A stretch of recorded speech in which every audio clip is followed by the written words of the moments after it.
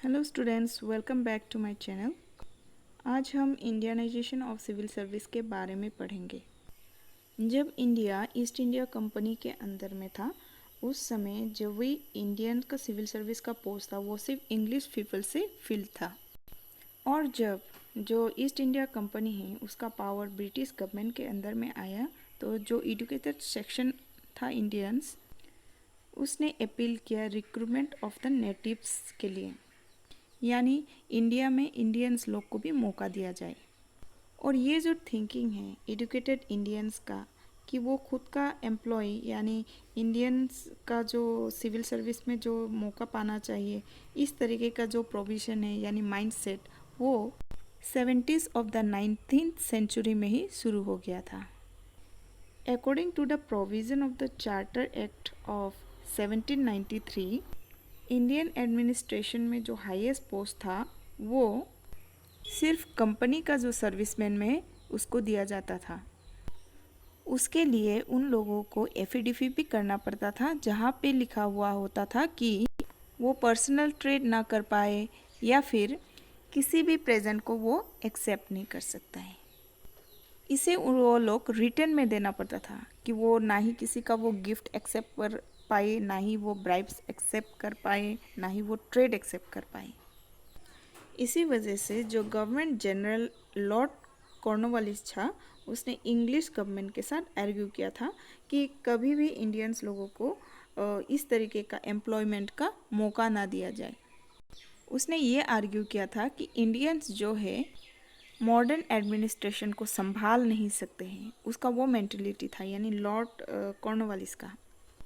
लेकिन English liberal thinker जो है सर थॉमस मॉन्ट्रियो और सर जॉन मैल्कॉम, इस बात से आर्गुमेंट किया था, यानी कॉर्नवालिस के साथ वो आर्गुमेंट किया था। द चार्टर्ड एक्ट ऑफ 1833 में इंडियंस लोगों को हाईएस्ट पोस्ट में रिक्रूट करने का कॉन्कर्ड किया था, यानी एग्री हो गया था। लेकिन इस एक्ट में ये भी इंस्ट्रक्ट किया था कि किसी भी इंडियंस को सबसे पहले उसका एलिजिबिलिटी को डिटरमाइन करके ही इस पोस्ट के लिए उसको सिलेक्ट किया जाए। तो इस बात का जो लिबरल एटीट्यूड जो इंडियंस के तरफ दिया गया था, उसको ब्रिटिश भी कुड नॉट नेगलेक्ट, यानी उसको नेगलेक्ट नहीं कर पाया। इस चार्टर एक्ट के बाद ही डिप्यूटी मजिस्ट्रेट और डिप्यूटी कलेक्टर का जो पोस्ट है वो भी क्रिएट किया गया था इन 1833 एंड 1843 में। और ये भी डिसाइड किया गया था कि इंडियंस ही इसके लिए फिट है। द एक्ट ऑफ 1853 के तहत competitive examination for civil service भी होल्ड किया गया था, जिसमें इंडियंस लोगों को एग्ज़ाम में बैठने का भी अलाउ किया गया था। पर इस एग्जामिनेशन के लिए बहुत ही कम लोग अपीयर कर पाते थे, क्योंकि वो यूके में होल्ड होता था, यानी इंग्लैंड में। जो क्वीन प्रोक्लेमेशन था 1858 में, उसमें ये एश्योर किया गया था कि नेटिव लोगों को यानी इंडियंस लोगों को मौका दिया जाएगा बोल के। इसी वजह से सेक्रेटरी ऑफ स्टेट ने कमेटी बनाया। पर सिविल सर्विस एक्ट ऑफ 1862 के तहत सिविल सर्विस का जो पोस्ट है वो सिर्फ इंग्लिश पीपल के लिए रिजर्व था। इसी वजह से इस कमेटी का सजेशन इम्प्लीमेंट नहीं हुआ। Till 1865 the upper age limit of the candidate जो था सिविल सर्विस के लिए वो 22 था, यानी 22 इयर्स में होने से ही वो कर सकेगा। अपर एज लिमिट यानी उसका जो लास्ट एज है वो 22 से ज़्यादा होने से नहीं सकेगा, उससे पहले ही होना पड़ेगा।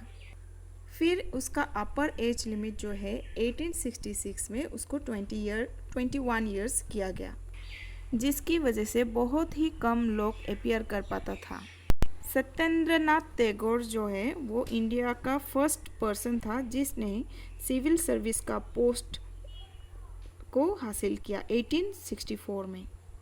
इसके बाद 1871 में और 3 लोगों ने सिविल सर्विस का पोस्ट को हासिल किया। सुरेंद्रनाथ बनर्जी, रमेश चंद्र दत्ता, बिहारीलाल गुप्ता, ये तीनों इस एग्ज़ाम को क्लियर कर पाया। इन 1872 श्रीपाद बाबाजी ठाकुर और आनंदराम बोरुआ ने इस एग्ज़ाम को क्लियर किया।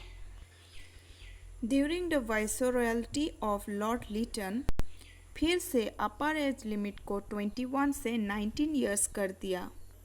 सुरेंद्रनाथ बनर्जी जो था, जो ऑलरेडी सोशल लाइफ स्टार्ट कर चुका था, उसने इसके अगेंस्ट में एक अवेयरनेस क्रिएट किया। बनर्जी ने इसी वजह से एक लॉयर को नियुक्त किया जिसका नाम है लाल मोहन घोष, और उसको इंग्लैंड में भेज दिया to convey about the opinion of the Indians, यानी इंडियंस का जो ओपिनियन है उसको बताने के लिए। बाद में जब घोष के साथ आर्ग्यूमेंट हुआ, इसके बाद इंग्लिश गवर्नमेंट कंपाइल्ड हो गया, यानी मजबूर हो गया। जो अपर एज लिमिट जो कम करके 19 इयर्स किया गया था उसको फिर एक्सटेंड करके 22 इयर्स करवा दिया। इसी वजह से ब्रिटिश गवर्नमेंट ने फिर से लॉ क्रिएट किया regarding civil service in term of Lord Lytton, जिसमें 1/6 member of Indian civil administration was reserved for the British. Now it is given to the Indians, यानी हर 6 मेंबर में से 1 इंडियंस होगा, हर एक 6 मेंबर में एक इंडियंस के लिए रिजर्व होगा। The home government in England, उसने प्रॉमिस किया कि इंडियंस लोगों को इस पोस्ट के लिए अप्रूव किया जाएगा with the approval of secretary of state and the viceroy Lord Lytton, जो कि इंडिया का वाइसरॉय था। बाद में लॉर्ड लिटन ने खुद ही इनिशिएटिव लिया, इंडियंस जो नोबल ओरिजिन से था उस पोस्ट के लिए उसने सिलेक्ट किया। लेकिन ये होल सिस्टम जो है अच्छा से इम्प्लीमेंट नहीं कर पाया, क्योंकि ये हाई क्लास इंडियंस लोगों को अट्रैक्ट नहीं कर पाया था। और दूसरी तरफ इंडियन नेशनल कांग्रेस ने ये सिविल सर्विस का जो एग्ज़ाम होल्ड होता है इंग्लैंड पे, उसको इंडिया में लाने के लिए उसने डिमांड किया। फिर वाइसरॉय लॉर्ड डफरिन ने पब्लिक सर्विस कमीशन का फॉर्म किया ताकि वो एग्जामाइन कर सके होल इशू को 1866 में। उसने एक कमीशन ऑर्गेनाइज किया under the chairmanship of lieutenant governor of the Punjab sir Charles Aitchison. फिर एटसीसन कमीशन ने सिविल सर्विस डिपार्टमेंट को 3 हिस्सों में बांट दिया, यानी स्प्लिट कर दिया। Inferior Indian civil service, provincial civil service and subordinate civil service. उसने ये सजेस्ट किया कि पहला वाला के लिए इंग्लिशमैन और बाकी 2 के लिए इंडियंस को सिलेक्ट किया जाए। लेकिन इंग्लिश गवर्नमेंट ने उसको एक्सेप्ट नहीं किया, एटसीसन का जो रिकमेंडेशन था उसको एक्सेप्ट नहीं किया। ऑल्दो ब्रिटिश पार्लियामेंट ने 2 जून 1893 में इन सिविल सर्विस का जो एग्ज़ाम होता है इंग्लैंड में उसको होल्ड किया, पर इसको एग्जीक्यूट नहीं किया। इन 1922 the British government formed royal commission on public service under the chairmanship of Lord Islington, और ये कमीशन भी कुछ भी इफ़ेक्टिव स्टेप नहीं ले पाया। The mountain Thames report declare किया on the policy of government to hold civil service exam in England and India. इस रिपोर्ट के मुताबिक 1/3 ऑफ द टोटल पोस्ट जो है इंडिया में should be filled by the native people, यानी हर 3 में से एक इंडियन होने का वहाँ पे मौका दिया गया। और इसी वजह से 1.5% एवरी ईयर जॉब अपॉर्चुनिटीज़ बढ़ता रहा। जो जॉब अपॉर्चुनिटीज़ जो इंडियंस लोगों के लिए दिया गया था वो एवरी ईयर बढ़ रहा था। फिर ब्रिटिश गवर्नमेंट ने ली कमीशन फॉर्म किया in 1923 to implement the recommendation of the Montagu Chelmsford report and the government of India act 1919। फिर ली कमीशन जो है उसने प्रपोज किया ताकि civil service commission in India में इमीडिएटली नंबर ऑफ इंडियंस का जो पोस्ट है वो इंक्रीज़ हो जाए, by 50% within 15 years.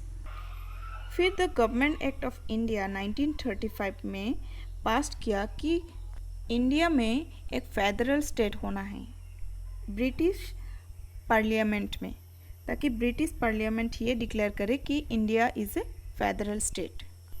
Indians लोगों को ज़्यादा पावर देने के लिए इसीलिए एक प्रोविज़न भी बनाया गया कि जो गवर्नमेंट है वो इलेक्शन के थ्रू फॉर्म्ड हो, यानी to form elected governments in the province it made more provision. India में फेडरल सिविल सर्विस कमीशन और प्रोविंशियल सिविल सर्विस कमीशन होने के बावजूद भी जो इंडियंस से वो अच्छा फील नहीं कर रहा था towards the new structure of civil service. इसी वजह से इंडियन नेशनल कांग्रेस ने ऑब्जेक्शन किया for recruiting Indians dispassionately in the civil service. बाद में इंडियंस लोगों ने आफ्टर द इंडिपेंडेंस इस सिस्टम को एबोलिश किया। ये जो सिविल सर्विस का जो पुराना सिस्टम था उसको एबोलिश किया और एक नया सिस्टम का कॉम्पिटिटिव एग्ज़ाम्स उन लोगों ने इंट्रोड्यूस कर दिया, जिसका नाम है यूपीएससी और SPSC, union public service commission, and वो जो है सेंट्रल लेवल में, और स्टेट लेवल में है स्टेट पब्लिक सर्विस कमीशन। तो इस तरीके से इंडिया में सिविल सर्विस एग्जामिनेशन का जो प्रोसीजर है इस तरीके से डेवलप हुआ। तो आज ये चैप्टर 1 का एंड पार्ट है। तो मिलते हैं अगले वीडियो में। अगर वीडियो अच्छा लगा हो तो लाइक कीजिए, सब्सक्राइब कीजिए और बेल आइकन को दबाइए। Thanks for watching.